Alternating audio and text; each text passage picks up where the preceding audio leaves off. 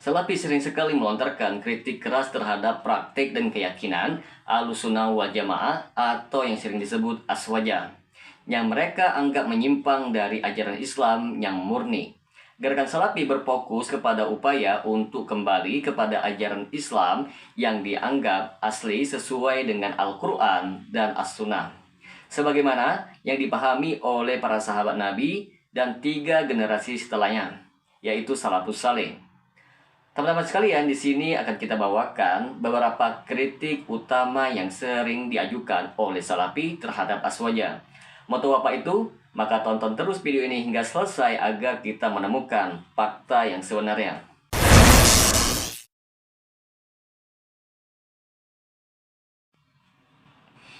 Assalamualaikum warahmatullahi wabarakatuh. Jumpa lagi dengan saya Rio Mulyadi di channel Manhaj Dakwah.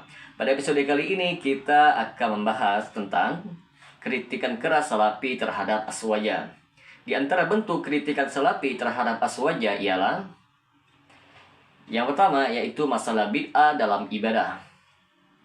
Salafi menekankan pentingnya beribadah sesuai dengan dalil-dalil yang jelas dari Al-Quran dan As-Sunnah. Mereka sangat menentang praktik-praktik yang dianggap tidak ada dasarnya dalam kedua sumber utama hukum Islam. Beberapa contoh praktik Aswaja yang sering sekali mendapatkan kritikan tajam ialah yang pertama, yaitu perayaan Maulid Nabi. Salafi melihat bahwa perayaan Maulid Nabi sebagai bid'ah, yaitu inovasi di dalam agama, karena tidak ada contoh dari Nabi Muhammad atau para sahabat yang merayakannya. Menurut mereka, Maulid Nabi adalah praktik yang dimulai pada era setelah Salafus Saleh dan menimbulkan potensi penyimpangan seperti pengagungan berlebihan terhadap Nabi Muhammad SAW. Selanjutnya yaitu zikir berjamaah dengan gerakan tertentu atau bacaan yang keras. Salafi berpendapat bahwa zikir harus dilakukan sesuai yang diajarkan oleh Rasulullah. Mereka menilai praktik zikir berjamaah atau zikir yang melibatkan gerakan atau bacaan khusus sebagai bid'ah. Selanjutnya itu tahlilan dan yasinan serta haul. Acara-acara semacam tahlilan untuk orang meninggal juga dianggap sebagai bid'ah oleh Salafi karena tidak ada dalil yang tegas dari Nabi Muhammad tentang kegiatan tersebut. Salafi berpandangan bahwa doa untuk orang yang telah wafat cukup dilakukan secara pribadi. Yang kedua adalah masalah tauhid dan syirik. Dalam pandangan Salafi, tauhid atau pemurnian keesaan Allah Subhanahu wa taala harus dijaga secara ketat.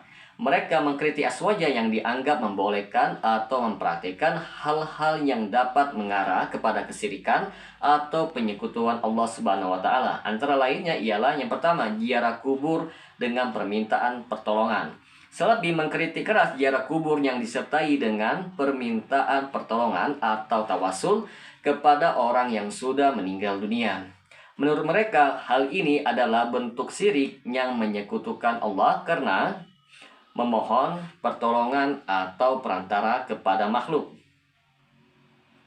Selanjutnya, tawasul dengan wasilah makhluk. Salafi berpendapat bahwa memohon kepada Allah Subhanahu wa taala melalui perantara para nabi, para wali atau orang-orang saleh yang telah wafat adalah bentuk syirik. Mereka berargumen bahwa tawasul yang diperbolehkan hanya yang dilakukan langsung kepada Allah tanpa melalui perantara manusia. Yang ketiga, pemahaman tentang akidah Asy'ariyah dan Maturidiyah. Aswaja terutama dalam kalangan mazhab Sunni banyak yang menganut pemahaman akidah Asy'ariyah dan Maturidiyah. Namun Salafi menganggap bahwa dua aliran teologi ini tidak sesuai dengan pemahaman akidah yang sebenarnya dan menilai sebagai penyimpangan dari ajaran Salafus Saleh. Kritik ini berfokus kepada yaitu sifat-sifat Allah. Salafi berpendapat bahwa Asy'ariyah dan Maturidiyah melakukan takwil atau penafsiran sifat-sifat Allah Subhanahu wa taala yang dianggap menyalahi pemahaman ditelar dalam Al-Qur'an dan hadis. Menurut Salafi, sifat-sifat Allah Subhanahu wa taala harus diterima sebagaimana adanya tanpa perlu ditafsirkan secara figuratif. Selanjutnya, konsep kasab yaitu usaha. Dalam teologi Asy'ariyah, konsep kasab mengacu kepada usaha manusia yang diiringi dengan kehendak. Allah. Salafi mengkritik konsep ini dan menilai bahwa hanya Allah yang berhak menentukan seluruh takdir tanpa ada campur tangan atau kehendak dari makhluk. Yang keempat, pendekatan terhadap sufisme. Salafi mengkritik keras praktik-praktik sufisme yang sering sekali identik dengan aswaja karena dianggap mengandung unsur bid'ah dan bahkan syirik. Salafi menilai bahwa sebagian besar ajaran sufi tidak memiliki dasar yang kuat dalam Al-Quran dan hadis. Beberapa kritik yang dilontarkan antara lain: yang pertama, pengagungan terhadap guru atau mursyid sufi. Salafi menilai bahwa penghormatan berlebihan terhadap mursyid atau guru sufi yang sampai dianggap memiliki kekuatan spiritual dapat menjerumuskan kepada kesyirikan.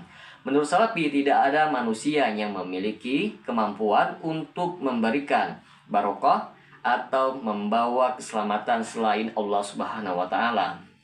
Selanjutnya, amalan dan zikir khusus. Salafi mengkritik beberapa amalan khusus dalam tasawuf yang diyakini sebagai cara mendekati diri kepada Allah. Salafi berpendapat bahwa praktek-praktik semacam itu sering sekali tidak memiliki dasar di dalam as-sunnah dan lebih cenderung kepada tradisi daripada agama yang murni. Yang kelima, pandangan terhadap pemahaman fikih mazhab. Teman-teman sekalian, dalam memahami fikih atau hukum Islam, aswaja umumnya mengikuti salah satu dari 4 mazhab utama, Hanafi, Maliki, Syafi'i, atau Hambali. Namun Salafi mengkritik pendekatan yang kaku terhadap satu mazhab tertentu karena menganggapnya dapat menyebabkan fanatisme terhadap mazhab. Salafi mendukung pendekatan ijtihad langsung dari Al-Quran dan hadis tanpa terikat secara kaku kepada satu mazhab dengan argumentasi.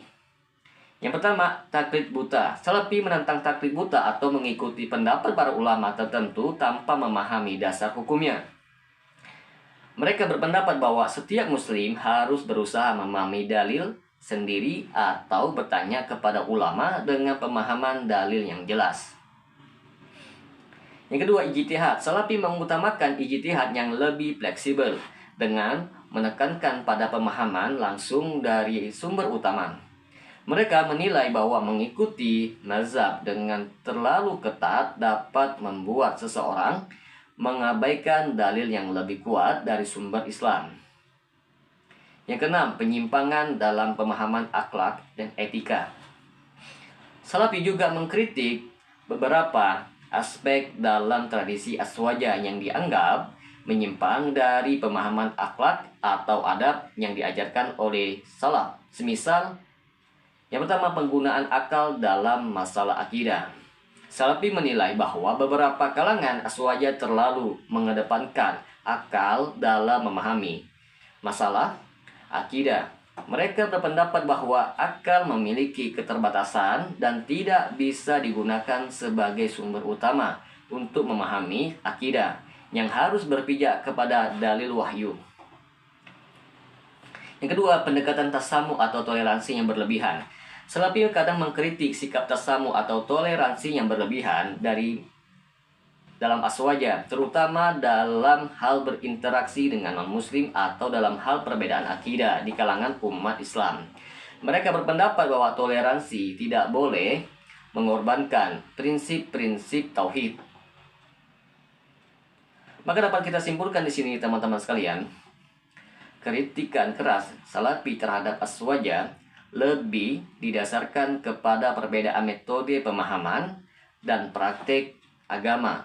Salafi menitik beratkan pada kemurnian ajaran Islam sebagaimana yang dipahami oleh para salaf, sedangkan aswaja lebih cenderung menerima pendekatan yang lebih fleksibel dengan mengikuti tradisi mazhab yang lebih beragam. Perbedaan dalam pemahaman ini sering sekali menyebabkan konflik dan polemik di kalangan umat Islam. Namun meskipun demikian, ada banyak perbedaan, ada juga titik-titik persamaan, yaitu upaya menjaga tauhid, mengamalkan ajaran Islam, serta semangat dalam beribadah. Semoga dengan sedikit penjelasan ini dapat memberikan manfaat bagi teman-teman sekalian Dan apabila channel ini dapat memberikan manfaat bagi teman-teman sekalian, silakan subscribe dan share. Semoga bermanfaat. Assalamualaikum warahmatullahi wabarakatuh.